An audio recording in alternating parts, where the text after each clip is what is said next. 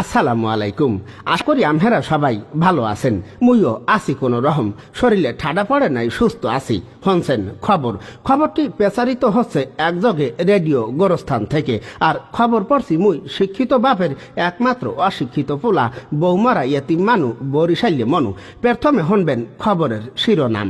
বরিশালের হুগলাপুর গ্রামে পুকুরে নাইতে যাইয়া ব্যাঙ্গের শাড়িতে এক বিধবা রারিমাতারি নিহত।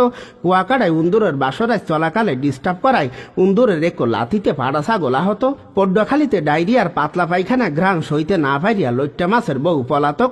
ঝালকাঠিতে কুদ্দুসের খামারের পাতিহাসকে আই লাভ ইউ বলায় এক নেরিকুত্তার বিরুদ্ধে ইফটিজিং মামলা। আমতলিতে 12 বছরের টিকটিকিকে ধর্ষণের দায় এক পাড়া ছাগলের যাবজ্জীবন। কলেরায় কাহিল হইয়া সদরঘাটের এক কাতল মাছ মেডিকেলে ভর্তি। ও বরিশালের এক মাঠে গাই গরু ও দামড়া গরুর মধ্যে এক বিশাল ফুটবল খেলা অনুষ্ঠিত। এবার শুনবেন খবরের বিস্তারিত।